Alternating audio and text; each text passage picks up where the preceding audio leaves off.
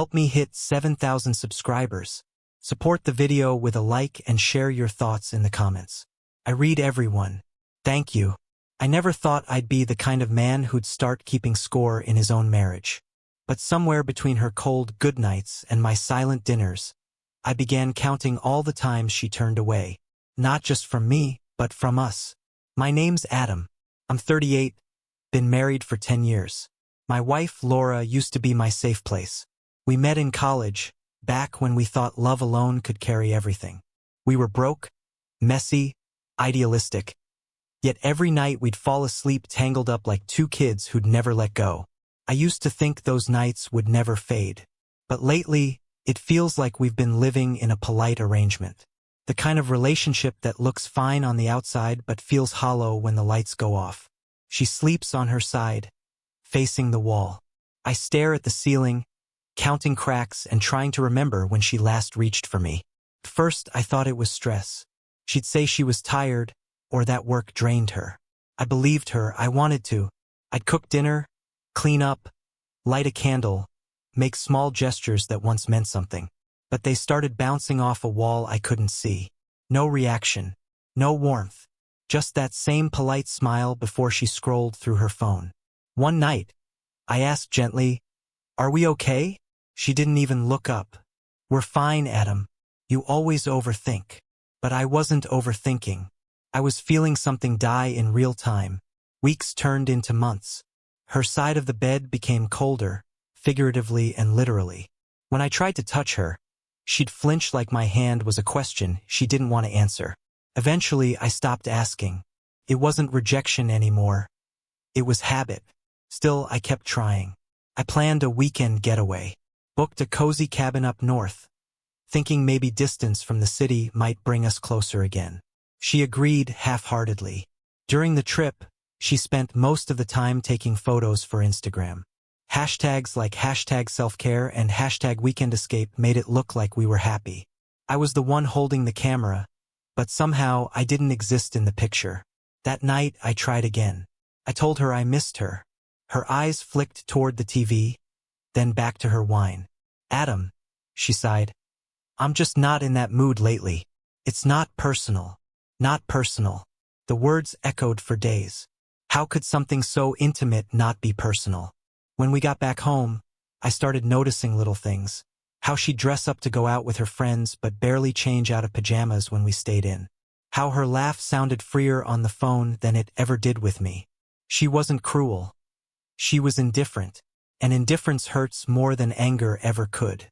One night, after another rejection cloaked in excuses, I sat in the dark living room.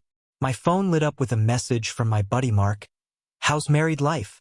I typed, deleted, typed again, then finally wrote, "Quiet." He sent back a single word, "Dangerous." That hit me. Quiet can be peaceful, but the kind we had was suffocating. It was the silence of things left unsaid for too long. A few days later, I came home early from work. Laura was on a video call, laughing. When she saw me, her face changed, like she'd been caught doing something wrong. She said it was a book club friend. Maybe it was. Maybe it wasn't. I didn't ask. For the first time, I didn't care enough to. That night, I lay next to her in bed, staring at the ceiling fan spinning slow circles. She reached for the blanket but not for me. Something inside me just clicked off. I realized I'd been trying to fix something that only I seemed to want fixed. The next morning, I woke up before her, made coffee, and didn't bother to kiss her goodbye. For the first time, I didn't text her during lunch. I stopped checking in. I stopped planning dinners. I stopped waiting for a version of her that wasn't coming back. Days turned into a quiet experiment. What happens when you stop acting like a husband to someone who's forgotten she has one? First, she didn't even notice. She was buried in her routines, her phone, her world. But after a week or two, the balance shifted. She began asking small questions. Where I'd been, why I didn't call, whether I'd be home for dinner. I answered politely the way she used to. Short, detached, unbothered. And just like that, she started tasting her own medicine. But it wasn't about revenge. It was about clarity. I wasn't punishing her. I was freeing myself. I'd spent months waiting for affection like it was a favor. I stopped waiting. I stopped hoping. That's when I realized something uncomfortable but true. When you stop chasing someone, you finally see how fast they were running from you all along. It took about 2 weeks for her to really notice the change. One night, she came into the living room while I was watching a late football game. Usually, I'd mute the TV, ask about her day, try to bridge that invisible distance. This time, I didn't. She stood there for a moment, arms folded. "You've been quiet lately," she said. I nodded. "Just tired." That used to be her excuse. Now it was mine. She hesitated, maybe waiting for me to invite her to sit beside me. But I didn't. She lingered another second, then went upstairs. The sound of her footsteps fading felt heavier than the silence that followed. I didn't know what I was hoping for. Maybe guilt, maybe realization. What I got instead was confusion. She began hovering in small ways. Asking if I wanted coffee, commenting on my shirt, texting random things during the day. A month ago, I would have jumped at that tiny spark. Now it felt foreign, forced.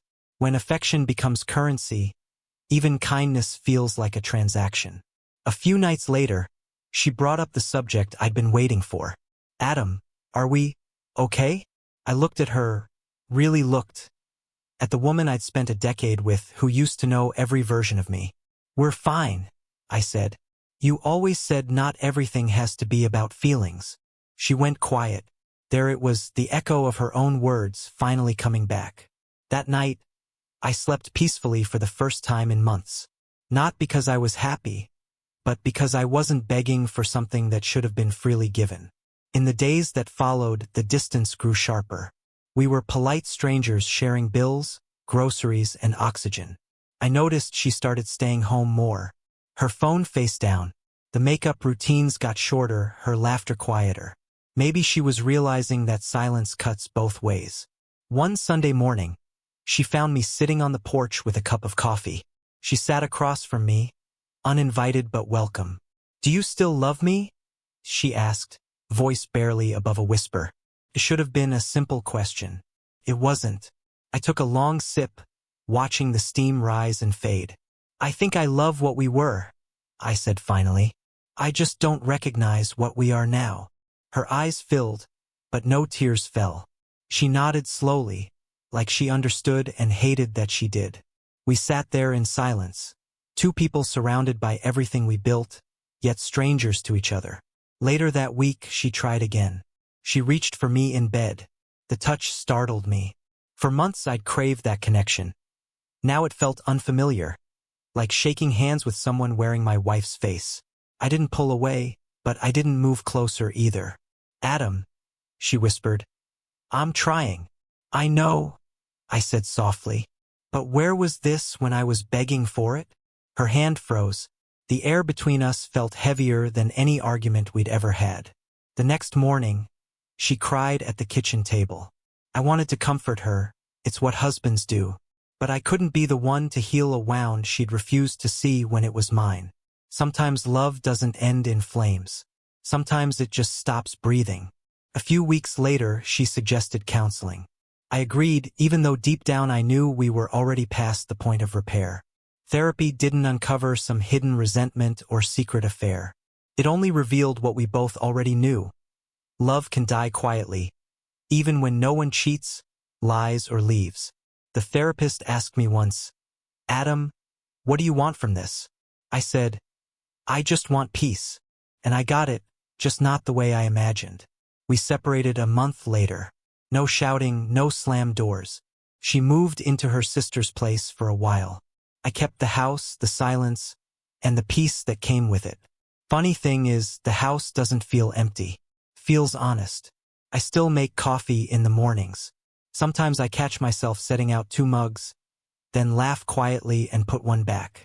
Old habits, I guess. People always say marriage is about compromise.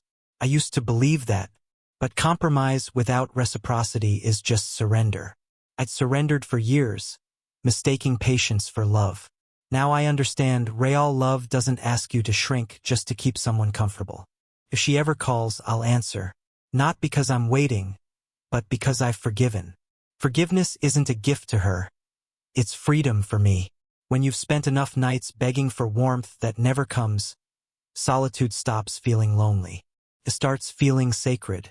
She denied me intimacy as a wife, so I stopped acting like her husband. And in that quiet decision, I found something I hadn't felt in a long time myself.